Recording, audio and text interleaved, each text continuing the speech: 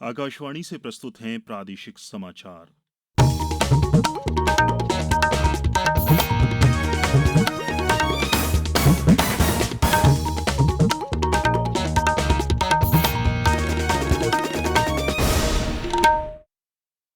नमस्कार।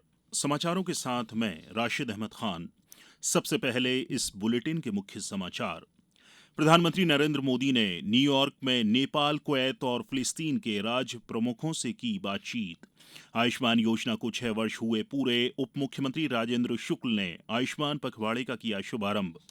प्रदेश में विशेष पिछड़ी जनजाति बैगा, भारिया और सहरिया के लिए बनेगी बटालियन। और प्रदेश में एक बार फिर से मानसून हुआ सक्रिय। अगले 3 दिन तेज बारिश की संभावना। अब समाचार विस्तार से। प्रधानमंत्री नरेंद्र मोदी ने अमेरिका की यात्रा के दूसरे दिन न्यूयॉर्क में नेपाल के प्रधानमंत्री, कुवैत के युवराज और फिलिस्तीन के राष्ट्रपति के साथ अलग अलग बैठकें की। श्री मोदी ने नेपाल के प्रधानमंत्री केपी शर्मा ओली के साथ बैठक में भारत और नेपाल के बीच अनूठे और करीबी द्विपक्षीय संबंधों की समीक्षा की। प्रधानमंत्री ने कुवैत के युवराज शेख सबा खालिद अल अहमद अल सवा से भी मुलाकात की। यह प्रधानमंत्री की कुवैत के युवराज के साथ पहली बैठक थी। दोनों नेताओं ने दोनों देशों के ऊर्जा और खाद्य सुरक्षा आवश्यकताओं में एक दूसरे का समर्थन करने पर संतोष व्यक्त किया। श्री मोदी ने फिलिस्तीन के राष्ट्रपति महमूद अब्बास के साथ बातचीत में गजा में मानवीय संकट और क्षेत्र में बिगड़ती सुरक्षा स्थिति पर गहरी चिंता व्यक्त की। उन्होंने मानवीय सहायता सहित फिलिस्तीन के लोगों के प्रति भारत के अटूट समर्थन की पुष्टि की। प्रधानमंत्री ने इजरायल और फिलिस्तीन का युद्ध विराम, बंधकों की रिहाई और बातचीत तथा कूटनीति के रास्ते पर लौटने का आह्वान किया। उन्होंने इस बात पर बल दिया कि केवल आपसी बातचीत से ही क्षेत्र में स्थायी शांति और स्थिरता आ सकती है। मुख्यमंत्री डॉ मोहन यादव ने आज झारखंड में आयोजित परिवर्तन यात्रा जनसभा में सहभागिता की। उन्होंने गिरिडीह में कहा कि युवाओं के भविष्य से खिलवाड़ करने के साथ कुशासन व भ्रष्टाचार की सारी हदें पार कर चुके जेएमएम और उसके सहयोगी दलों को जनता सत्ता से बाहर करने जा रही है। मुख्यमंत्री ने कहा कि इस बार राज्य की जनता ने सुशासन और विकास का कमल खिलाने का प्रण कर लिया है। उप मुख्यमंत्री राजेंद्र शुक्ल ने कहा है कि विकसित भारत के लिए स्वस्थ भारत मूलभूत कड़ी है। प्रधानमंत्री नरेंद्र मोदी ने विकसित भारत के लिए समस्त नागरिकों के समग्र विकास के लिए कार्य किया है। उप मुख्यमंत्री ने सिविल अस्पताल डॉ कैलाशनाथ काटजू भोपाल में प्रधानमंत्री जन आरोग्य योजना के 6 वर्ष पूरा होने के अवसर पर आयुष्मान पखवाड़े का औपचारिक शुभारंभ के अवसर पर बोल रहे थे। श्री शुक्ल ने कहा कि आयुष्मान भारत योजना में प्रदेश के 1 करोड़ 8 लाख पात्र परिवारों के 4 करोड़ 70 लाख नागरिक लाभान्वित हो रहे हैं। प्रदेश ने 4 करोड़ नागरिकों के आयुष्मान कार्ड बनाकर एक नया कीर्तिमान स्थापित किया है।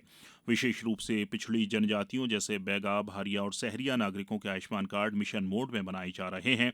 अब तक 22 लाख से अधिक हितग्राही इस योजना में निःशुल्क और गुणवत्तापूर्ण उपचार से लाभान्वित हुए हैं। प्रदेश में आयुष्मान भारत निरामयम योजना का विस्तार कर विशेष पिछड़ी जनजाति, भोपाल गैस त्रासदी पीड़ित और अन्य वंचित वर्गों को भी योजना का पात्र बनाया गया है। उन्होंने कहा कि शीघ्र ही समस्त दुर्घटना पीड़ित को आयुष्मान योजना में शामिल किए जाने का प्रावधान किया जा रहा है। प्रधानमंत्री जन आरोग्य योजना यानी आयुष्मान भारत योजना मध्य प्रदेश के अनेक लाभार्थियों का जीवन बदलने वाली योजना साबित हुई है। इस योजना के जरिए अनेक गरीब परिवार के लाभार्थियों को निःशुल्क उपचार कराने की सुविधा मिली है। प्रदेश के आर्थिक रूप से कमजोर वर्ग के लाभार्थी इस योजना को अपने लिए वरदान बताते हैं और गरीब परिवारों के लोगों के स्वास्थ्य संवर्धन में इस योजना को मील का पत्थर बताते हैं। भोपाल की बेबी माली भी ऐसे ही लाभार्थियों में से एक हैं जो योजना के तहत अपना निःशुल्क उपचार करा रही हैं। बेबी माली को किडनी संबंधी समस्या है और वो इस वर्ष में अब तक 5 लाख रुपए से अधिक का निःशुल्क उपचार प्राप्त कर चुकी हैं। इस योजना के लिए बेबी माली और उनके परिजन प्रधानमंत्री नरेंद्र मोदी का आभार जताते नहीं थकते। मेरा नाम साधना सुमन है। बहुत टाइम से तबीयत इनकी खराब चल रही है। हाँ, आयुष्मान कार्ड की वजह से इन्हें काफ़ी लाभ हुआ है और बहुत मदद मिली है सरकार से। मोदी जी को मैं धन्यवाद करना चाहती हूँ। हर नागरिक के लिए यही। इनकी किडनी खराब हो गई थी, पहले एक खराब हुई थी, फिर उसके बाद डॉक्टर ने कहा 8-10 साल तक चलेगी, उसके बाद दूसरी खराब हो गई है, तो फिर ये डायलिसिस चालू हुआ। हफ्ते में 3 बार होता है। हाँ, कार्ड बनने के बाद काफ़ी लाभ हुआ है, नहीं तो इलाज करवा ही नहीं पाते क्योंकि बहुत परेशानी थी, बच्चों को पढ़ाना लिखाना सब समस्या। ये समाचार आप आकाशवाणी मध्य प्रदेश से सुन रहे हैं। हमारे समाचारों को अब आप कभी भी और कहीं भी अपनी सुविधा के अनुसार सुन सकते हैं। ये समाचार बुलेटिन YouTube, X प्लेटफॉर्म और Facebook पर AIR न्यूज भोपाल पेज पर सुने जा सकते हैं। इसके अलावा आप हमारी वेबसाइट newsonair.gov.in पर अथवा न्यूज ऑन AIR ऐप पर भी समाचार सुन सकते हैं। समाचारों में एक बार फिर आपका स्वागत है।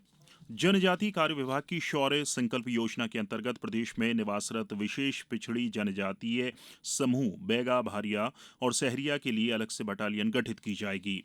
मुख्यमंत्री डॉ मोहन यादव ने इसके निर्देश दिए हैं। आधिकारिक जानकारी में बताया गया है कि इसके साथ ही इस समूह के इच्छुक युवाओं को पुलिस, सेना और होमगार्ड में भर्ती कराने के लिए आवश्यक प्रशिक्षण दिया जाएगा। जनजाति कार्य विभाग में विशेष पिछड़ी जनजातीय समूह PVTG की विकास योजनाओं के क्रियान्वयन के लिए संचालक स्तर के अधिकारी के नेतृत्व में विशेष पिछड़ी जनजातीय समूह के विकास के लिए योजना बनाने और इनका क्रियान्वयन के लिए एजेंसी भी कार्यरत है। ये एजेंसी सतत रूप से योजनाओं के अमल की मॉनिटरिंग भी करती है। स्वच्छता ही सेवा अभियान के तहत प्रदेश में जन जागरूकता के कार्यक्रम आयोजित किए जा रहे हैं। पंचायत एवं ग्रामीण विकास राज्य मंत्री और मैहर जिले की प्रभारी मंत्री राधा सिंह आज नगर पालिका परिषद के पर्यटक सूचना केंद्र में सफाई मित्र NGO समाज सेवियों के सम्मान समारोह को संबोधित किया। उन्होंने कहा कि सफाई मित्रों के साथ समाज के सहयोग से इस पखवाड़े के बाद भी स्वच्छता को स्वभाव और संस्कार में शामिल होने तक अभियान जारी रखें। प्रभारी मंत्री मैहर के घंटाघर से पुरानी सब्जी मंडी तक और सिविल अस्पताल से में चलाए गए स्वच्छता ही सेवा अभियान में शामिल हुई। उधर अनूपपुर में स्वच्छता पखवाड़े का आयोजन जिले के नगरीय एवं ग्रामीण क्षेत्रों में संयुक्त रूप से किया जा रहा है। इसके तहत 2 अक्टूबर को तुलसी महाविद्यालय अनूपपुर से सामतपुर तालाब तक साइकिल रैली निकाली जाएगी। रायसेन के भोपाल मार्ग पर स्थित नगर पालिका का MRF सेंटर में स्वच्छता सेवा अभियान के तहत कार्यक्रम आयोजित किया गया। कार्यक्रम में नगर पालिका CMO सुरेखा जाटव शामिल हुई।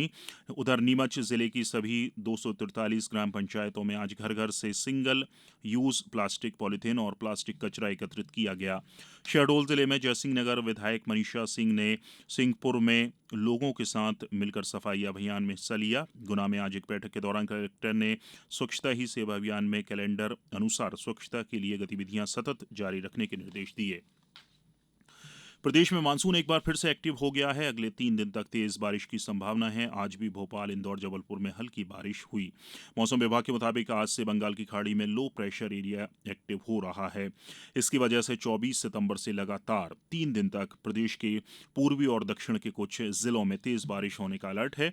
इस बीच आज सीहोर जिले के आष्टा ब्लॉक की कोठरी नगर पंचायत के बाहरी क्षेत्र में खेत में आकाशीय बिजली गिरने से 3 लोगों की मौत और 5 घायल हो गए। घायलों को जिला अस्पताल में भर्ती कराया गया है। SDM ने सभी मृतकों के परिजनों को 4-4 लाख रुपए की आर्थिक सहायता देने की घोषणा की है।